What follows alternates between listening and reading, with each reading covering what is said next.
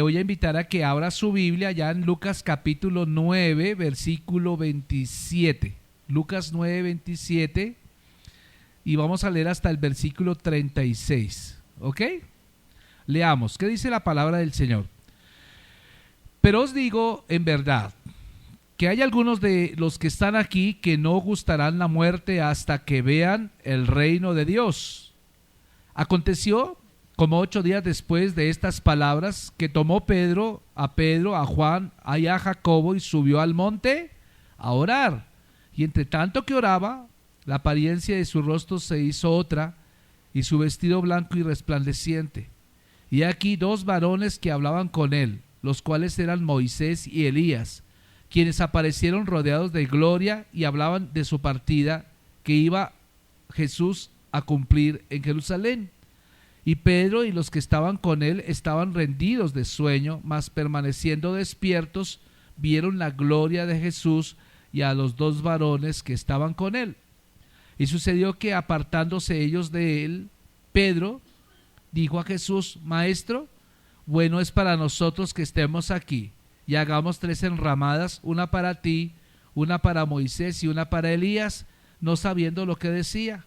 Mientras él decía esto, vino una nube que los cubrió, y tuvieron temor al entrar en la nube, y vino una voz desde la nube que decía: Este es mi Hijo amado, a él oíd.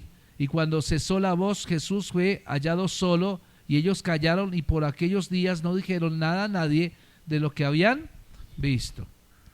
Amén y amén. Bueno, quiero hablar acerca de un caso, es la gloria de Dios. Vamos a hablar de la gloria de Dios en esta mañana, y aquí la vemos evidente en el Nuevo Testamento. Pues la gloria de Dios regularmente se presentaba en el Antiguo Testamento, y todos recordamos cuando el Señor se aparecía sobre el propiciatorio del arca del pacto, ¿cierto? En medio de los 2 querubines se aparecía, y eso era una nube que subía hasta lo alto, una nube de fuego, una llama de fuego impresionante. Pero también recordamos la gloria de Dios cuando el pueblo de Israel estaba saliendo de Egipto y estaba por el desierto. Dice la Biblia que la columna de llama los guiaba de noche y los calentaba, mas sin embargo en el día se convertía en una nube que los cubría del sol. Amén. ¿Eso ocurrió en dónde? En el Antiguo Testamento. Pero ahora vamos a mirar un poco este pasaje, pero ahora vamos a ver la gloria de Jesús en el Nuevo Testamento. Y esto se le ha puesto un título que tiene por nombre la transfiguración.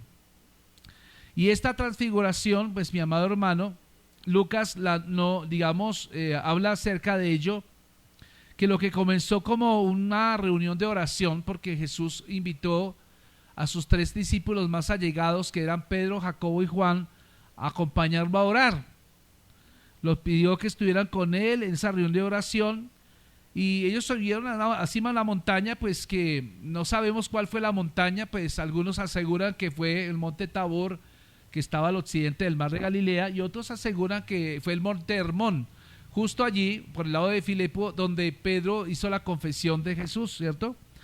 Pero lo importante de todo es que parecía una oración más,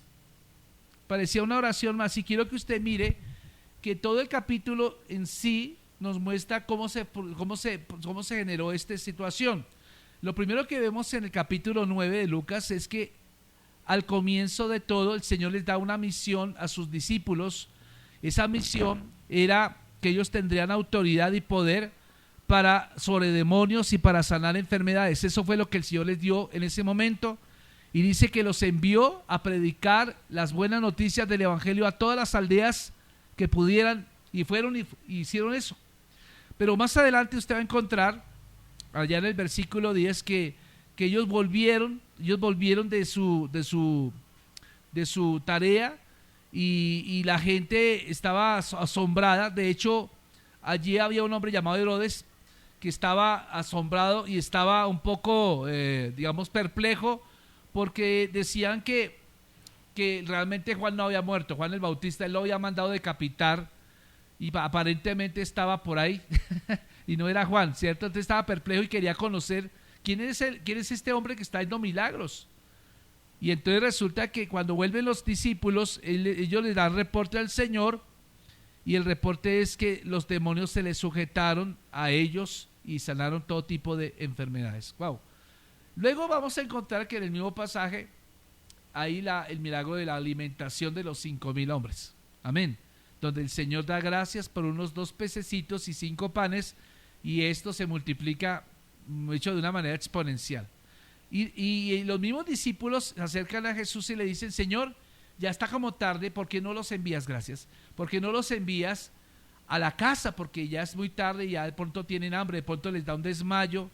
Y el Señor mismo les dice: bueno, ya que vieron la necesidad de ustedes, denle ustedes de comer. Y eso empieza todo lo que conocemos acerca de este pasaje, donde ellos dicen: no, Señor, no alcanzamos a comprar para tantas personas. Entonces el Señor dice: ¿qué tienen? Y luego traen al niño con los 2 pececitos y los panes, y dice que él da gracias al Padre, y en ese mismo momento se multiplica todo este milagro, y el Señor hace que se organicen en grupos. Luego, después de esto, el Señor se reúne solo con sus discípulos. Quiero que usted note que lo que va a pasar aquí, no hay gente no hay multitud, es solamente los discípulos. Ahora él se reúne con sus discípulos y él les empieza a dar unas instrucciones, le empieza a anunciar que en esa semana él va a tener que ir a la cruz. Pero ellos no comprenden lo que él les está diciendo. Ellos, digámoslo de esta manera, aparentemente Jesús les está dando una noticia que los va a deprimir, que los va a desarmar, que los va a bajar el ánimo, pero por otra parte tiene que advertirles que va a suceder. Vean ustedes esto. Y entonces, por eso la pregunta en 9:18, usted va a encontrar que el Señor les hace una pregunta a los discípulos. Les dice que está orando, y mientras está orando, él les pregunta: quiero que me digan, muchachos, ¿quién dice la gente que soy yo? Y ellos respondieron: unos Juan el Bautista, otros Elías, y otros que algún profeta de los antiguos ha resucitado. Y él les dijo: ¿y vosotros quién decís que soy? Entonces, respondiendo Pedro, dijo: el Cristo de Dios. Cuando él dice esta confesión, porque Mateo la menciona de otra forma, Mateo le dice que bienaventurado eres Pedro, porque no te lo reveló ni carne ni sangre, y tratáis. Pero Lucas menciona una parte que es muy importante, que tal vez nosotros nos fijamos más en el relato de Mateo que en el relato de Lucas. Cuando él dice eso, note que el versículo 21, él les anuncia la muerte. O sea, él quiere saber exactamente, que ellos estén seguros, que sepan que realmente están tan seguros de que él es el Mesías prometido por los profetas. Y entonces el versículo 21 dice: pero él les mandó a que nadie le dijeran esto, encargándoselo rigurosamente y diciendo: es necesario que el Hijo del Hombre padezca muchas cosas y sea desechado por los ancianos, por los principales sacerdotes y por los escribas, y que sea muerto y resucite al tercer día. Y decía a todos: si alguno quiere, póngale cuidado porque estaba anunciando la muerte. Ve al versículo 23. Y decía a todos, ¿qué le dice? Si alguno quiere venir en pos de mí, ¿qué tiene que hacer? Niéguese a sí mismo, tome su cruz cada día, ¿y qué? Y sígame. Porque todo aquel que quiera salvar su vida la perderá, y todo aquel que pierda su vida por causa de mí la salvará. Pues, ¿qué aprovecha el hombre si gana todo el mundo y destruye o se pierde a sí mismo? Porque el que se avergonzare, póngale cuidado a esto, quiero que ponga atención, el que se avergonzare de mí, de mis palabras, de este se avergonzará el Hijo del Hombre cuando venga en su gloria. ¿Cuando venga en qué? ¿Cuando venga en qué? Wow, quiero que lo tenga muy en cuenta, que cuando venga su gloria, y en la del Padre y en los santos ángeles. Pero os digo en verdad, póngale cuidado a este versículo, pero os digo en verdad que hay algunos de los que están aquí que no gustarán la muerte hasta que vean el reino de Dios. Wow, entiéndelo ahí. Mucha gente no entiende este versículo, pero recuerde que él les está preguntando: ¿quién dice la gente que soy yo? ¿Qué respondieron ellos? Unos dicen que Juan, otros dicen que Elías, otros dicen: pero ¿qué dicen ustedes que soy yo? Pedro dice: tú eres el Cristo de Dios. Ah, que muy bien. Ahora les anuncia su muerte: voy a morir, pero voy a resucitar al tercer día, ¿cierto? Y ahora, después de ese suceso, el que se avergüence de mí, yo me avergonzaré de él cuando yo venga en mi gloria y en la de mi Padre y en la de los ángeles. Ahora les dice, porque ellos están escuchando, versículo 27, léalo. ¿Qué les dice? Pero os digo en verdad que hay algunos de los que están aquí que no gustarán la muerte hasta que vean el reino de Dios. ¿A quién estaba hablando? ¿De quién estaba hablando Jesús acá? Y quiero que usted sepa, están los 12 y Jesús. De esos 12 está hablando de Pedro, de Jacobo y de Juan. Ellos serían los que antes de morir podrían ver la transfiguración, serían los únicos que la verían. ¿Me entiende lo que estoy diciendo?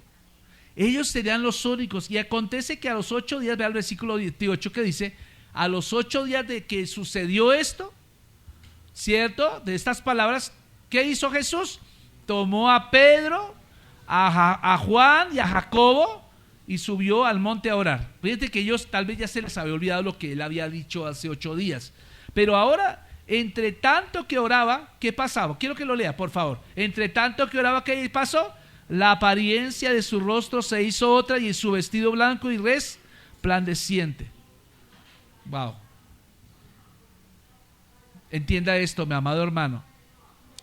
Lucas, el escritor Lucas, está diciendo que después del momento de oración explica lo que le sucede a Jesús.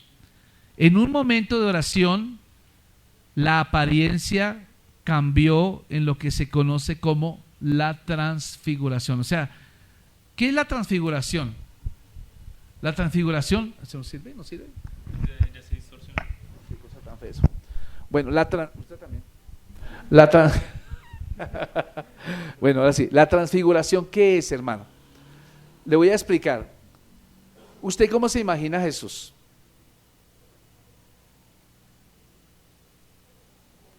¿Cómo lo piensa? ¿Cómo usted lo ve, mentalmente hablando? Como el cuadrito que tenemos ahí en las iglesias con la barbita y la ovejita cargada. Yo le quiero decir una cosa, el verdadero Jesús no es ese. Para muchos, el suceso que acontece aquí de que Él se transfiguró, o sea, se volvió como un relámpago, porque el relato en griego menciona que Él es como, cuando ¿usted ha visto alguna vez un relámpago? Eso, la misma potencia de la luz del relámpago es la que Él tenía. Es una potencia así que uno lo encandelilla, no puede uno ver casi, sino no lo puede ver casi, y dice que las vestiduras tenían como forma de relámpago y su rostro brillaba como una luz, como el sol mismo. ¿Sí me entienden? No, es difícil sostener la mirada, como cuando le pone una lámpara potente y usted hace así, es algo que casi no se puede resistir. Y alguien decía que este era un milagro, que Él se haya transfigurado, pues yo pienso que no fue un milagro. Realmente no fue un milagro. ¿Por qué razón? Milagro era que Él mantuviera no mostrara su gloria. Ese fue el milagro, porque la verdad es que Jesús es así. Jesús es como un relámpago. Ese es el verdadero Jesús. Entonces cuando Él estaba orando, Él tomó su forma normal, su forma de gloria, su forma de Dios. Y entonces vean ustedes que fue un momento como que se quitó el traje de hombre y se empezó a brillar y a brillar y a brillar, y estos estaban medio dormidos. Dice el texto que estaban cansados de sueño, el sueño lo estaba venciendo. Cuando se despertaron ya había pasado un poco de tiempo y ya se aparecieron 2 varones que dice que eran Elías y ¿quién? Y Moisés se aparecieron, y aparecieron también así también en cuerpos glorificados y brillaban también y estaban charlando. ¿Pero qué charlaban? ¿Qué era lo que estaban charlando ellos 3 allá? Lamentablemente Pedro, Jacobo y Juan estaban tan cansados que se despertaron ya más tarde y no supieron qué es lo que estaban hablando, pero alcanzaron a percibir qué es lo que estaban hablando ellos. Porque estamos en la misma semana en que Jesús habría de ir a la cruz del Calvario. Estamos en la misma semana y vean ustedes, mi amado hermano, que esa apariencia tremenda de un fulgurar como un relámpago, toda una apariencia de Jesús se transforma en un fulgurar. Fíjense que Mateo dice que el rostro de Jesús resplandeció como el sol transfigurado. Esa es la apariencia. La apariencia cambió de Jesús. Ese es el verdadero Jesús. Ese es el verdadero Jesús. El Jesús que vemos allí como ser humano no es el verdadero Jesús. El verdadero Jesús es ese. Imagínense, cuando Él venga, vendrá así. Vendrá así. Yo creo que si está de noche, la noche se pondrá como de día, porque Él brillará y se verá evidentemente, y los ángeles del cielo estarán brillando también y bajarán, porque los ángeles van a bajar por nosotros. ¿Sí? Cuando la Biblia menciona carros de fuego, ¿se acuerda quién se llevó a Elías? ¿Un carro de fuego? Uno se cree que es una carroza así como las de Cartagena donde hay un caballo delante. No, carro de fuego se traduce como ángel. Un ángel se lo llevó al cielo, y eso fue como, se veía como un carro de fuego, como una llama, como una, haga de cuenta, como un meteoro pero subiendo. Entonces vemos la gloria de Dios y no nos hemos imaginado tanto la gloria de Dios como realmente deberíamos pensar, porque en realidad, mis amados hermanos, lo que está diciendo acá es sencillamente lo que es Jesús.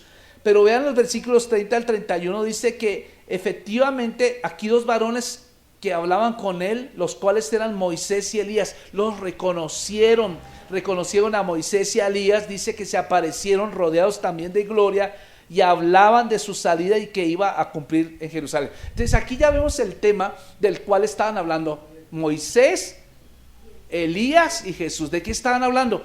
De lo que Jesús iba a hacer en la cruz del Calvario. Ahora, ¿por qué Moisés y Elías? ¿Por qué no fue Abraham tal vez y Josué o José de Egipto y David? ¿O por qué no Daniel? Porque es que simbólicamente hablando, Moisés y Elías tienen un significado impresionante en el Antiguo Testamento porque están cumpliendo las escrituras. Moisés representa la ley. ¿Te acuerdas la ley mosaica? Los 10 mandamientos, entonces se cumple la ley.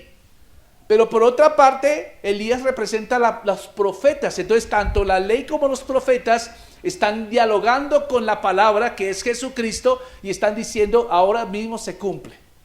Pero por otro lado también Moisés representa a todos aquellos que murieron en Cristo, que ya están en el cielo, y Dios lo representa a él. Pero Elías representa a los que vamos a estar vivos de pronto en aquel día y seremos arrebatados en el cielo. Wow, porque Elías fue arrebatado o no fue arrebatado.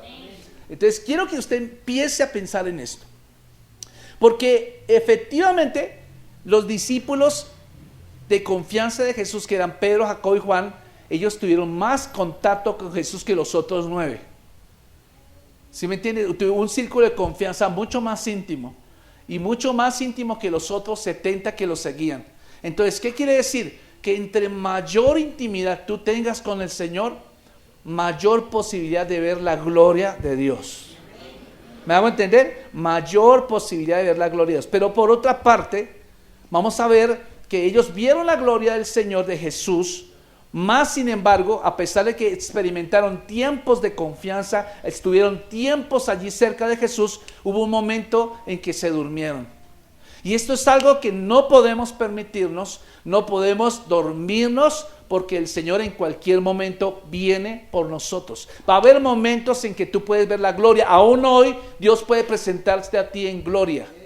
Yo les contaba que en cierta ocasión la abuelita de mi esposa, cuando estuvo una vez enferma, yo les conté a ustedes hace rato, pero ella estaba padeciendo de un problema donde no podía caminar. Estaba padeciendo, entonces un día fuimos a visitarla allá en Quirigua, porque ella vivía en Quirigua, y entonces ella era una anciana muy hermosa, nos dijo: pastores, yo quisiera preguntarles algo. Yo le preguntaba así: ¿y qué es eso, abuelita? Cuéntanos, ¿qué quieres? Lo que pasa es que yo estoy enferma, pero me enteré que por esta época en el Parque Simón Bolívar, una iglesia grande va a hacer una campaña allí al aire libre, como que llama Avivamiento al Parque, algo así, y yo quisiera ir allá. Y ella dijo: quiero ir allá. Y yo miré a mi esposa, nos quedamos mirando y le dije: pues oremos. Y oramos juntos y el Señor nos puso en el corazón: no, pues abuelita, yo creo que no es necesario que tú vayas, yo creo que pues Dios puede hacer lo mismo aquí también. Y ella dijo: bueno, gracias por la palabra. Y entonces, en el mismo momento en que ocurrió ese evento allá, ella estaba orando también. Y cuando fuimos visitados nuevamente, como a los días pasamos otra vez a visitarla, ella nos dijo: yo estaba orando y el Señor Jesús vino y se paró en el rincón de mi cuarto y me miró y me dijo: te amo, te amo. Y ella se paró inmediatamente porque no podía pararse, porque le ha dado un ataque cardíaco, le ha dado un problema en su espalda y empezó a sentir el amor y el abrazo del Padre y empezó a moverse y a hacer ejercicio, empezó a levantarse y a hacer ejercicio y se bajó, hizo el tinto, hizo ya la gente, ¿y tú qué haces acá? Y dice, Jesús me visitó. Los discípulos vieron la gloria, pero ¿estaban qué? No estaban esperándola. Habían tenido comunión con el Señor, habían tenido tiempos con el Señor, pero lamentablemente les pudo el cansancio. ¿Y qué nos quiere decir? ¿Qué nos quiere decir el Señor con esto? Que no podemos dormir, tenemos que estar velando. Tenemos que estar velando. Dice que la Biblia dice que estaban dos hombres hablando con él. Reconocieron de inmediato a los hombres porque se vieron en gloria y mostraban que estaban discutiendo acerca de lo que iba a hacer Jesús en esos días. Jesús les estaba anunciando, yo voy a hacer esto. Ellos ya sabían. Fíjense que ellos venían con su cuerpo glorificado para que entiendan que ustedes van a tener también. Estaban resplandeciendo también, estaban hablando porque Moisés murió y Elías también estaban hablando. Pero quiero que sepa esto. Ellos estaban charlando cómo iba a ser el acontecer. ¿Quiénes estaban ahí como testigos? Pedro, Jacobo y Juan. Jesús los llevó a propósito para que ellos tuvieran fe de cómo iba a ser la gloria. Se iba a cumplir el versículo 27, que el versículo 27 dice, pero os digo en verdad que hay de algunos de los que están aquí, o sea, Pedro, Jacobo y Juan, que no gustarán la muerte, o sea, no se morirán sin antes que vean el reino de Dios. O sea, dicho de otra manera, me verán en gloria. Se supone que si tú tienes una experiencia con la gloria de Dios, eso tiene que fortalecerte y tiene que edificar tu fe. Pero no siempre sucede, porque lo recordamos a través también de lo que ocurrió cuando el pueblo de Israel, 2 millones de personas salieron de Egipto y el mar se abre, milagrosamente pasan 2 millones de personas dentro del mar en seco, cruzan al otro lado y luego voltean a mirar y viene el ejército de Egipto con su faraón y todos sus carros y se cierra ese mar y luego vamos a encontrar que luego hay una columna de fuego que los está guiando, ¿sí? Hay una columna que lo estaba separando de los egipcios, ¿cierto? Tantos testimonios y tanta gloria que han visto, mas sin embargo fallaron en su fe. O sea, el ver la gloria sí te alienta tu fe, pero tú tienes que estar más cimentado en Jesús. Ellos vieron la gloria, aquí estaban medio dormidos y cuando medio espabilaron, ¿qué es lo que están? Mira lo que está pasando, Jacobo, Juan, mira, despierten, mira lo que está pasando ahí. Y entonces empezaron a disfrutar la presencia porque estaban disfrutando. Es un pedacito de cielo en la tierra. Un momento lo vieron allá cuando Jesús estaba orando y estaban hablando y estaban discutiendo sobre algo. Yo me imagino, solo estoy presumiendo cuál era la conversación y Elías podría decir, Señor, mira, yo realmente, yo creo que te considero a ti porque yo fui perseguido por una mujer llamada Jezabel y sentí un momento en que me fui y me sentí tan desanimado y te entiendo porque yo sé, luego Moisés te decía, yo también me sentí desanimado cuando 2 millones de personas me quisieron desobedecer. Entonces estaba como de acuerdo, ¿sí me entiende? Ahora, cuando Pedro de repente despabila, porque dice despabila, versículo 32 que dice, pero Pedro y los que estaban con él, ¿qué? ¿Estaban cómo? Dormidos. La Reina Valera 60 dice dormidos. Hay una Biblia que dice cargados de sueño. Y cuando despertaron del todo, estaban medio dormidos, vieron su gloria y a los 2 varones que estaban con él. Ahora fíjense que Pedro y los que los acompañaban estaban profundamente dormidos. Y esto nos lleva a creer que quizás los discípulos solo vieron y oyeron una pequeña parte de esa reunión entre Jesús, Moisés y Elías. Y quizás duró mucho más y discutieron mucho más temas. Muchos más temas se discutieron tal vez ahí. Imagínense qué tan tremendo Dios, esa confianza con Elías, ¿no? Era un mortal como nosotros y un Moisés. Pero dice, lo que yo quiero que note, estaban tan agobiados por el sueño. Y es asombroso pensar que uno puede estar en la presencia de Dios, en una gloria inmensa y sin embargo tener sueño. Pero eso pasa. Y por analogía observamos que el sueño espiritual impide a muchos ver o experimentar la gloria de Dios. Y yo pensaría que muchas veces no vemos respuestas a nuestras oraciones porque hay momentos de sueño. Y podemos decir, no sueño literal, no sueño físico, sino sueño espiritual. El sueño cuando tú te duermes de las cosas de Dios y empiezas a soñar cosas que no son de Dios. Aun cuando pudieran ser buenas, aun cuando tú puedes decir, no, esto es bueno para mí, pero yo quiero decirte, siempre habrá algo mejor que lo bueno, y lo de Dios siempre será excelente. El Señor, yo sé que tú no piensas en trago, ni piensas en comprar costeña, ni chinchín, ni el tétar, ni el caldo de pollo, ni nada de eso. Yo sé que tú no vas a hacer nada de eso. Ya eso lo traemos por claro que es un malo, ni tampoco vas a conseguir otra mujer que no sea tu esposa, ni yo sé que eso no va a pasar. Pero aún nosotros cuidándonos de todo eso, podemos estar dormidos espiritualmente y estamos perdiéndonos de ver la gloria de Dios. Entonces, cuando despiertan, ¿qué pasó? Miren que es el prefecto del sueño, porque cuando usted está medio dormido, yo estoy medio dormido, regularmente no estamos en nuestros 5 sentidos, porque dice la Biblia que cuando despertaron por completo, ellos vieron su gloria, y entonces los dos dice que los vieron allí, y sucedió, mira el versículo 33, dice, sucedió que al separarse de él, Pedro le dijo a Jesús, véase Pedro siempre ha sido imprudente, maestro, es bueno que estemos aquí. ¡Ay, qué chévere! Estamos muy bien. Hagamos 3 carpas, una para ti, una para Moisés, una para allá, o 3 enramadas, sin saber lo que decía. Y mientras decía esto, una nube cubrió con su sombra y tuvieron miedo de entrar en la nube. Me recuerda tanto esto, la imprudencia de Pedro. ¿Sabe por qué esta imprudencia de Pedro? Parecía muy amable de parte de él. Pero literalmente está diciendo, si él estaba escuchando lo que iba a suceder en esos días, Pedro fue atrevido al decir, Señor, hagamos unas enramas y quedémonos acá. O sea, está diciendo de una manera indirecta, Señor, no vayas a la cruz, quédate aquí, disfrutemos este tiempo, no cumplas tu tarea. Esa es la primera imprudencia, significado. Segundo significado de imprudencia, ¿por qué 3 enramadas? Porque cuando él dice, hagamos 3 enramadas, o 3 chozas, o 3 carpas, está poniendo al mismo nivel al Hijo de Dios, al mismo nivel de Elías y de Moisés.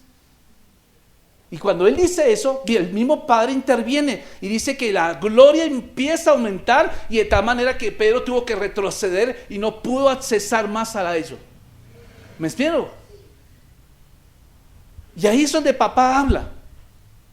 Y papá confirma lo que está diciendo. Versículo 35 dice, y una voz salió de la nube donde dice, este es mi Hijo amado, escúchenlo. ¿Cuál es el lío? No escuchan. Si Pedro y sus discípulos hubieran escuchado a Jesús y la conversación con Elías y Moisés, no habría propuesto hacer 3 enramadas. No estaban escuchando, amados hermanos. Esa voz salió y dijo, este es mi Hijo amado, escúchenlo. Y cuando cesó la voz, dice que Jesús se encontró solo, pero ellos guardaron silencio y no contaron nada en aquellos días, nada de lo que habían visto. Ahora, Pedro vuelve a relatar en una de sus cartas que él vio la gloria de Dios. Juan, en el capítulo 1, versículo 17, dice que ellos vieron la gloria de Dios como el unigénito de Dios. O sea, están relatando que fueron testigos de ver a Dios, a Jesús glorioso. ¿Era bueno las chozas? Sí, pero no en ese momento. Uno tiene que tener discernimiento. Uno tiene que saber en qué momento, qué tiempo se está moviendo Dios en este tiempo. No es tiempo de dormir, las chozas son equivalentes a dormir. No es tiempo de hacer carpas, es tiempo de escuchar. Ahora, quiero que sepa que nosotros tenemos que aprender a escuchar. Cuando el Padre le dice, escúchenlo a él oigan, tenemos que aprender qué es lo que está diciéndonos hoy. Él nos está diciendo, quiero que tú seas salvo. Quiero que tú salves personas. Quiero que sirvas. Quiero que sirvas. Y los que me han recibido, quiero que se bauticen. Quiero que ganes almas. No sé, yo te hago una pregunta en esta mañana. ¿Qué te está diciendo el Señor hoy? ¿Qué te está diciendo el Señor? ¿Verdad? Yo pienso que ese es nuestro Jesús. Él va a venir así, como lo vieron ellos. Va a iluminarse, o sea, así puede estar oscuro el día, capotado, o puede estar lloviendo, pero cuando Él venga, todo se va a iluminar. ¿Por qué se alumbra? Porque Él ya está en las nubes, esperándonos allá, y Él manda a sus ángeles, y los ángeles llegan y se llevan a cada uno de los suyos. Vamos en carro de fuego hacia arriba. Wow. Pero tienes que estar pendiente. ¿Qué te está hablando el Señor? No es tiempo de buscar otra cosa, hermanos. Estamos demasiado entretenidos con otras cosas que no tienen nada que ver con el advenimiento de Cristo. Está pidiendo muchas cosas usted para que le vaya bien en esta tierra, y no es el tiempo de eso. Él te las está dando.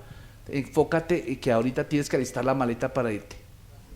Apúrate y dile a la gente que amas que se preparen, que Él viene por ustedes y no quiere que se queden con el anticristo.